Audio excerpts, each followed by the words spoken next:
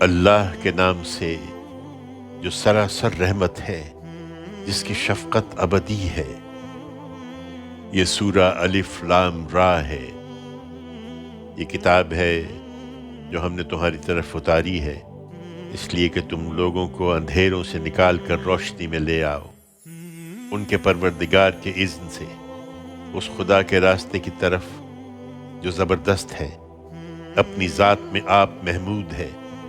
وہی اللہ کہ آسمانوں اور زمین میں جو کچھ ہے سب اسی کا ہے۔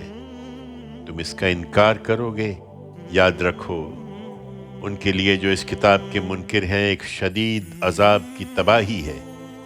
ان کے لیے جو دنیا کی زندگی کو آخرت پر ترجیح دیتے ہیں اور خدا کے راستے سے روکتے ہیں اور اس میں ٹیڑھ پیدا کرنا چاہتے ہیں، یہ لوگ بہت دور کی گمراہی میں ہیں۔ ان کے لیے یہ کتاب ان کی زبان میں اتاری گئی ہے، اور ہمارا طریقہ یہی ہے کہ ہم نے جو رسول بھی بھیجا ہے اس کی قوم کی زبان میں بھیجا ہے، اس لیے کہ وہ انہیں اچھی طرح کھول کر سمجھا دے۔ پھر اللہ جس کو چاہتا ہے اپنے قانون کے مطابق گمراہ کر دیتا ہے، اور جس کو چاہتا ہے ہدایت دیتا ہے۔ وہ زبردست ہے، بڑی حکمت والا ہے۔ ہم نے اسی طرح موسیٰ کو اپنی نشانیوں کے ساتھ بھیجا تھا کہ اپنی قوم کو اندھیروں سے نکال کر روشنی میں لاؤ، اور انہیں خدا کے دنوں کی یاد دلاؤ جن میں اس کی دینونت کا ظہور ہوا ہے۔ اس میں شبہ نہیں کہ ان میں ہر اس شخص کے لیے بڑی نشانیاں ہیں جو خدا کی آزمائشوں میں صبر اور اس کے افضال و عنایات پر شکر کرنے والا ہو۔ یاد کرو جب موسیٰ نے اپنی قوم سے کہا کہ اپنے اوپر اللہ کی اس نعمت کو یاد رکھو جب اس نے تمہیں فرعون کے لوگوں سے چھڑایا جو تمہیں نہایت برے عذاب دیتے تھے۔ وہ تمہارے بیٹوں کو ڈھونڈ ڈھونڈ کر ذبح کر دیتے تھے اور تمہاری عورتوں کو زندہ رکھتے تھے۔ تمہارے پروردگار کی طرف سے اس میں تمہارے لیے بڑی عنایت تھی۔ اور یاد کرو جب تمہارے پروردگار نے خبردار کر دیا تھا کہ اگر تم شکر کرو گے تو ضرور میں تم کو اور زیادہ دوں گا، اور اگر ناشکری کرو گے تو میری سزا بھی بڑی سخت ہے۔ اور موسیٰ نے اس کے ساتھ تنبیہ بھی کر دی کہ اگر تم ناشکری کرو اور زمین کے سارے لوگ بھی اسی طرح ناشکرے ہو جائیں تو خدا کا کچھ نہیں بگاڑو گے، اس لیے کہ اللہ بے نیاز اور اپنی ذات میں آپ محمود ہے۔ تمہیں ان لوگوں کی خبر نہیں پہنچی جو تم سے پہلے گزر چکے ہیں، قوم نوح، عاد و سمود، اور جو ان کے بعد ہوئے ہیں جنہیں خدا کے سوا کوئی نہیں جانتا۔ ان کے رسول ان کے پاس کھلی کھلی نشانیاں لے کر آئے تو انہوں نے اپنے ہاتھ ان کے منہ میں دے دیے کہ خاموش ہو جاؤ، اور کہہ دیا کہ جو تمہیں دے کر بھیجا گیا ہے ہم اس کو نہیں مانتے، اور جس چیز کی طرف تم ہم کو بلا رہے ہو اس کے بارے میں ہم ایسے شک میں پڑ گئے ہیں جو سخت الجھن میں ڈال دینے والا ہے۔ ان کے رسولوں نے کہا، کیا خدا کے بارے میں شک ہے جو آسمانوں اور زمین کے وجود میں لانے والا ہے؟ وہ تمہیں بلا رہا ہے کہ تمہارے گناہوں میں سے معاف فرمائے جو اس سے پہلے تم سے ہوئے ہیں، اور تم کو ایک مقرر مدت تک مہلت دے۔ انہوں نے جواب دیا، تم ہماری طرح کے ایک آدمی ہی ہو، تم چاہتے ہو کہ ہمیں ان چیزوں کی بندگی سے روک دو جنہیں ہمارے باپ دادا پوچھتے آئے ہیں؟ یہی بات ہے تو ہمارے سامنے کوئی صریح سند لاؤ۔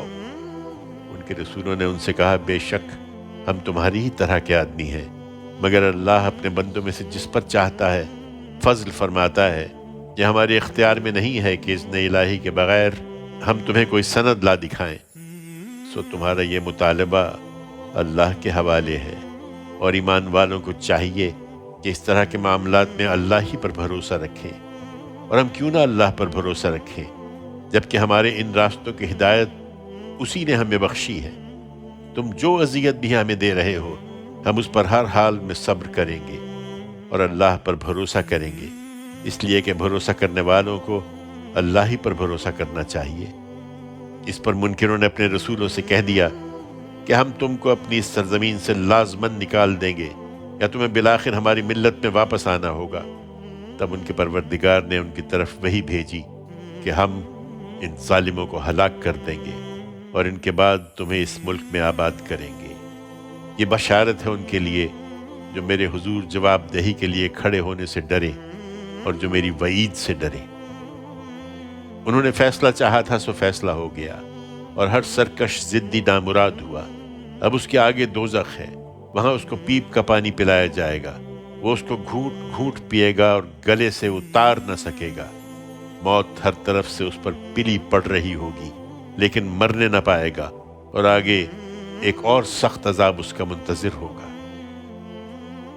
جن لوگوں نے اپنے پروردگار سے کفر کیا ہے ان کے اعمال کی مثال اس راکھ کی سی ہے جس پر آندھی کے دن تند و تیز ہوا چل جائے۔ انہوں نے جو کچھ کیا ہوگا اس میں سے کچھ بھی نہ پا سکیں گے۔ یہی دور کی گمراہی ہے۔ کیا تم نے دیکھا نہیں کہ اللہ نے آسمانوں اور زمین کو حق کے ساتھ پیدا کیا ہے؟ یہ اس کی دی ہوئی مہلت ہے کہ وہ تمہارے اس کفر و شرک کو گوارا کر رہا ہے۔ وہ چاہے تو تمہیں لے جائے اور ایک نئی مخلوق تمہاری جگہ لے آئے۔ یہ اللہ پر کچھ بھی دشوار نہیں ہے۔ یہ مہلت بہت جلد ختم ہو جائے گی اور سب خدا کے روبرو نکل کھڑے ہوں گے۔ پھر جو کمزور تھے وہ ان سے جو بڑے بنے ہوئے تھے کہیں گے ہم تمہارے پیچھے چلنے والے تھے، تو کیا اللہ کے عذاب سے ہمیں کچھ بچا لو گے؟ وہ جواب دیں گے کہ اگر اللہ نے ہمیں راہ دکھائی ہوتی تو ہم بھی تمہیں راہ دکھاتے۔ اب ہمارے تمہارے لیے یکساں ہیں کہ چیخیں چلائیں یا صبر کریں، ہمارے بچنے کی کوئی صورت نہیں ہے۔ اور جب فیصلہ چکا دیا جائے گا تو شیطان کہے گا حقیقت یہ ہے کہ اللہ نے تم سے سچا وعدہ کیا تھا سو اس نے وہ پورا کر دیا، اور میں نے بھی تم سے وعدہ کیا تھا مگر میں نے تمہارے ساتھ وعدہ خلافی کی، اور میرا تم پر کوئی زور تو تھا نہیں۔ میں نے اس کے سوا کچھ نہیں کیا کہ تمہیں دعوت دی اور تم نے میری دعوت پر لبیک کہا، اس لیے مجھے ملامت نہ کرو، اپنے آپ ہی کو ملامت کرو۔ اب نہ میں تمہاری فریاد کو پہنچ سکتا ہوں نہ تم میری فریاد کو پہنچ سکتے ہو۔ تم نے جو مجھے شریک ٹھہرایا تھا میں نے اس کے پہلے ہی انکار کر دیا ہے۔ حقیقت یہ ہے کہ اسی طرح کے ظالم ہیں جن کے لیے دردناک عذاب ہے۔ اس کے برخلاف جو لوگ ایمان لائے اور انہوں نے نیک عمل کیے ہیں وہ ایسے باغوں میں داخل کیے جائیں گے جن کے نیچے نہریں بہتی ہوں گی۔ وہ اپنے پروردگار کی اذن سے وہاں ہمیشہ رہیں گے۔ ان کا تحیہ ان باغوں میں ایک دوسرے کے لیے سلام ہوگا۔ یہ اس لیے کہ ان کے علم و عمل کی بنیاد ایک کلمہ طیبہ ہے۔ کیا تم نے دیکھا نہیں کہ اللہ نے کلمہ طیبہ کی مثال کس طرح بیان فرمائی ہے؟ وہ ایک شجرہ طیبہ کے مانند ہے جس کی جڑیں زمین میں اتری ہوئی اور جس کی شاخیں فضا میں پھیلی ہوئی ہیں۔ وہ اپنے پروردگار کے اذن سے اپنا پھل ہر فصل میں دیتا رہتا ہے۔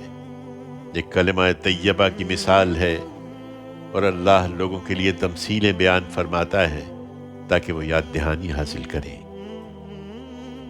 اور اس کے مقابل میں کلمہ خبیثہ کی مثال ایک شجرہ خبیثہ کی ہے جو زمین کے اوپر ہی سے اکھاڑ لیا جائے، اس کو کوئی ثبات نہ ہو۔ ایمان والوں کو اللہ اسی محکم بات سے دنیا اور آخرت دونوں کی زندگی میں ثبات عطا فرمائے گا، اور جو اپنی جان پر ظلم کرنے والے ہیں ان کو اللہ منزل سے بھٹکا دے گا۔ اللہ اپنے علم و حکمت کے مطابق جو چاہے کر گزرتا ہے۔ تم نے دیکھا نہیں ان لوگوں کو جنہوں نے اللہ کی نعمت کے بدلے میں ناشکری کی اور اپنی قوم کو ہلاکت کے گھر جہنم میں لا اتارا ہے؟ وہ اس میں داخل ہوں گے اور وہ کیا ہی برا ٹھکانہ ہے۔ انہوں نے اللہ کے شریک ٹھہرائے تاکہ لوگوں کو اس کے راستے سے بھٹکا دے۔ ان سے کہو مزے کر لو، تمہارا ٹھکانہ بالآخر دوزخ ہی کی طرف ہے۔ اے پیغمبر، میرے جو بندے ایمان لے آئے ہیں ان سے کہہ دو کہ نماز کا اہتمام رکھیں، اور جو کچھ ہم نے ان کو عطا فرمایا ہے اس میں سے کھلے اور چھپے اللہ کی راہ میں خرچ کریں، اس سے پہلے کہ وہ دن آ جائے جس میں نہ خرید و فروخت ہوگی اور نہ کوئی دوستی کام آئے گی۔ یہ مشرکین دیکھتے نہیں کہ اللہ ہی ہے جس نے آسمانوں اور زمین کو پیدا کیا اور آسمان سے پانی اتارا، پھر اس سے تمہاری روزی کے لیے طرح طرح کے پھل نکالے، اور کشتی کو تمہارے کام میں لگا دیا کہ اس کے حکم سے سمندر میں چلے، اور اس نے دریاؤں کو تمہارے کام میں لگایا اور سورج اور چاند کو تمہارے کام میں لگایا، دونوں برابر چلے جا رہے ہیں۔ اسی طرح دن اور رات کو بھی اس نے تمہارے کام میں لگایا اور تمہیں ہر چیز میں سے جو تم نے مانگی عطا فرمایا۔ اگر تم اللہ کی نعمتوں کو گننا چاہو تو نہیں گن سکتے، اس پر بھی خدا کے شریک ٹھہراتے ہو۔ حقیقت یہ ہے کہ انسان بڑا ہی بے انصاف اور بڑا ناشکرا ہے۔ یہ ابراہیم کی اولاد ہیں، انہیں وہ واقعہ سناؤ جب ابراہیم نے دعا کی تھی کہ میرے پروردگار اس شہر کو امن کا شہر بنا اور مجھے اور میری اولاد کو اس سے دور رکھ کہ ہم بتوں کو پوجنے لگے۔ پروردگار، ان بتوں نے بہت لوگوں کو گمراہی میں ڈال دیا ہے، جو میری اولاد کو بھی گمراہ کر سکتے ہیں۔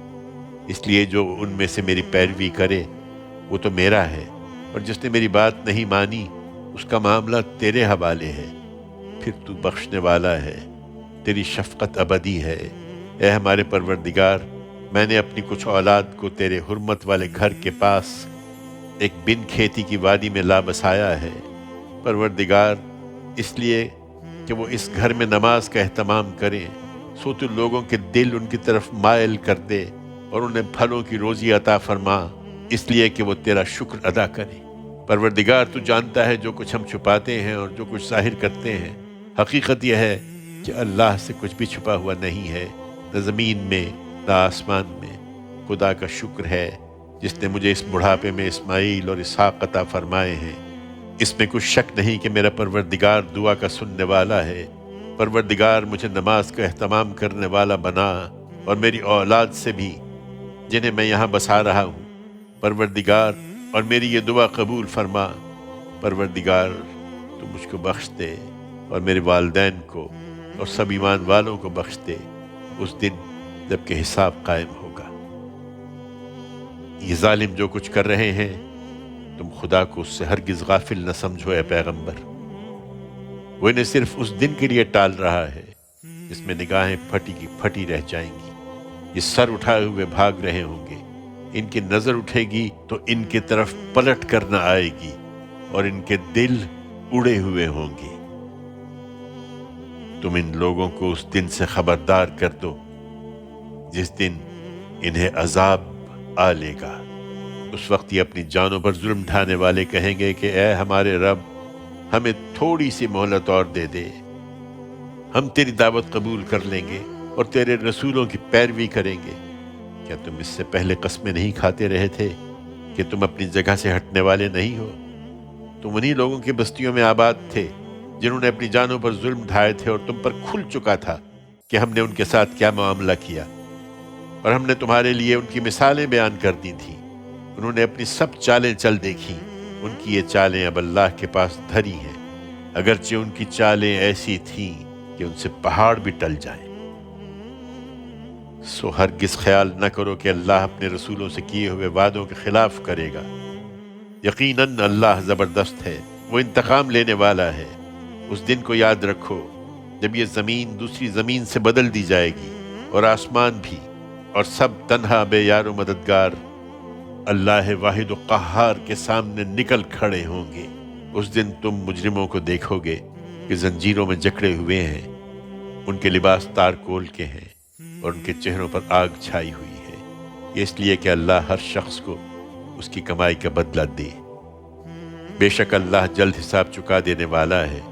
یہ لوگوں کے لیے ایک اعلان ہے، اس لیے کہ ان پر حجت پوری ہو جائے، اور اس لیے کہ وہ اس کے ذریعے سے خبردار کر دیے جائیں، اور اس لیے کہ وہ جان لیں کہ وہی ایک معبود ہے، اور اس لیے کہ دانشمند اس سے یاد دہانی حاصل کر لیں۔